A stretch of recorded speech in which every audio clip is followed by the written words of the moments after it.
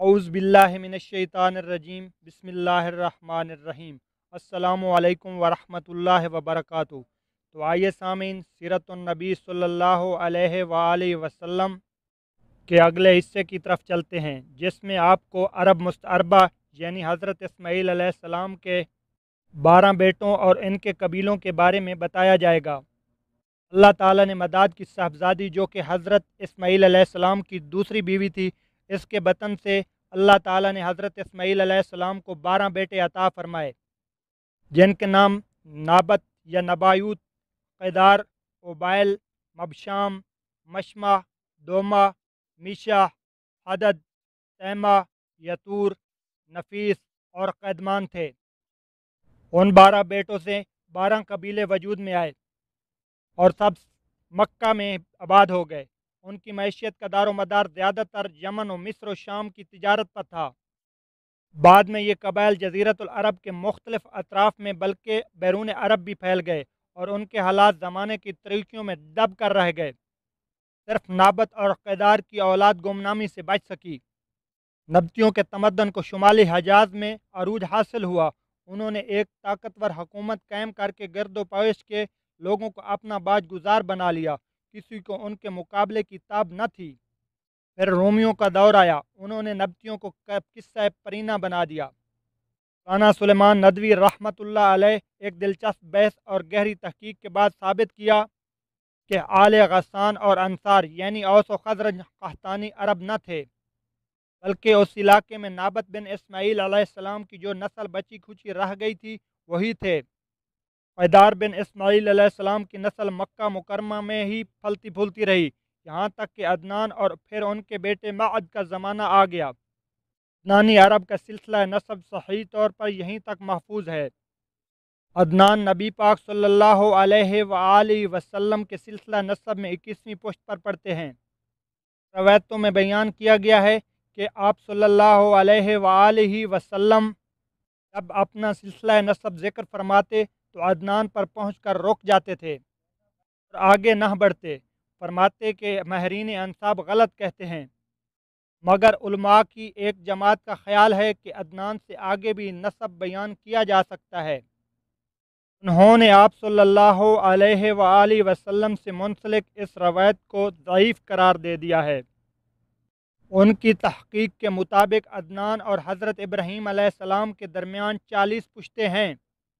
ہر حال معد کے بیٹے نزار سے جن کے بارے میں کہا جاتا ہے کہ ان کے علاوہ معد کی کوئی اولاد نہ تھی، نزار سے کئی خاندان وجود میں آئے۔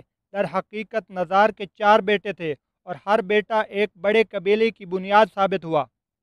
ان کے نام ایاد، انمار، ربیہ، مدر، ان میں سے مؤثر ذکر 2 قبیلوں کی شاخیں اور شاخوں کی شاخیں بہت زیادہ ہوئیں۔ چنانچہ ربیہ سے اسد بن ربیہ، غزہ، عبد القیس، وائل، بکر، تغلب اور بنو حنیفہ وغیرہ وجود میں آئے۔ مدر کی اولاد 2 بڑے قبیلوں میں تقسیم ہوئی، اعلان بن مدر، دوسرا قبیلہ الیاس بن مدر۔ الیاس بن مدر سے تمیم بن مرہ، ذیل بن مدرکہ، بنو اسد بن خزیمہ اور کنانہ بن خزیمہ کے قبائل وجود میں آئے۔ پھر کنانہ سے قریش کا قبیلہ وجود میں آیا۔ یہ قبیلہ فہر بن مالک بن نضر بن کنانہ کی اولاد ہے۔ پھر قریش بھی مختلف شاخوں میں تقسیم ہوئے۔ مشہور قریشی شاخیں جمح، سہم، عدی، مخزوم، تیم، زہرہ، قصی بن قلاب کے خاندان یعنی عبد الدار، اسد بن عبد العزیٰ اور عبد مناف ہیں۔ یہ تینوں قصی بن قلاب کے بیٹے تھے۔ ان میں سے 4 عبد مناف کے بیٹے ہوئے، جن سے 4 ذیلی قبیلے وجود میں آئے، یعنی عبد الشمس، نوفل، مطلب اور ہاشم۔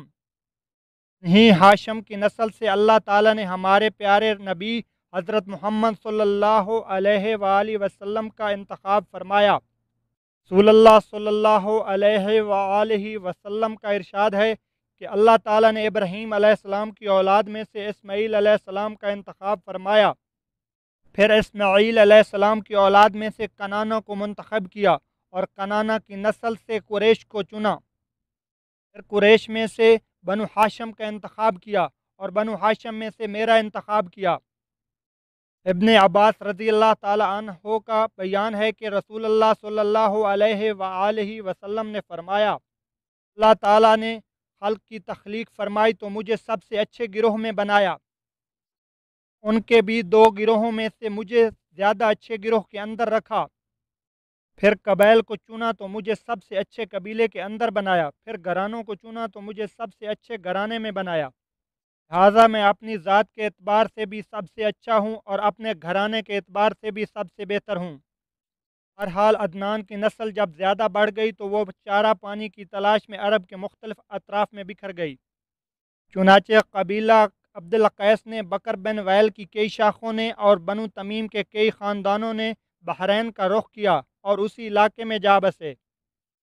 حنیفہ بن صعب بن علی بن بکر نے یمامہ کا رخ کیا اور اس کے مرکز حجر میں سکونت پذیر ہو گئے۔ بکر بن وائل کی بقیہ شاخوں نے یمامہ سے لے کر بحرین، سہل کاظمہ، خلیج، سواد عراق، ابلا اور حیت تک کے علاقوں میں سکونت اختیار کی۔ تغلب جزیرہ فراتیہ میں اقامت گزین ہوئے، البتہ ان کی بعض شاخوں نے بنو بکر کے ساتھ سکونت اختیار کی۔ بنو تمیم نے بادیہ بصرہ کو اپنا وطن بنایا، بنو سلیم نے مدینہ کے قریب ڈیرے ڈالے، ان کا مسکن وادی قرا سے شروع ہو کر خیبر اور مدینہ کے مشرق سے گزرتا ہوا حرہ بنو سلیم سے متصل دو پہاڑوں تک پہنچتا ہے۔ ثقیف نے طیف کو وطن بنا لیا اور بنو حوازن نے مکہ مکرمہ کے مشرق میں وادی اوتاس کے گرد و پیش ڈیرے ڈالے، ان کا مسکن مکہ شہرہ بصرہ پر تھا۔ بنو اسد تیمہ کے مشرق، کوفہ کے مغرب میں خیمہ زن ہوئے، ان کے اور تیمہ کے درمیان بنوتی کا ایک خاندان بختر آباد تھا۔ بنو اسد کی آبادی اور کوفے کے درمیان 5 دن کی مسافت تھی۔ ذبیان تیمہ کے قریب حوران کے اطراف میں آباد ہوئے، تہامہ میں بنو کنانہ کے خاندان رہ گئے تھے، ان میں سے قریشی خاندانوں کی آبادی مکہ اور اس کے اطراف میں تھی، یہ لوگ بکھرے ہوئے تھے، ان کی کوئی شرازہ بندی نہ تھی۔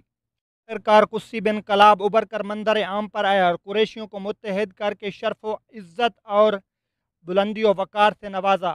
سامعین، میں امید کرتا ہوں کہ آج کا سب ٹاپک آپ کو پسند آیا ہوگا۔ میرے چینل الفلاح ورلڈ کو ضرور سبسکرائب کریں، لائک کریں اور اپنے دوستوں سے بھی شیئر کریں۔ شکریہ۔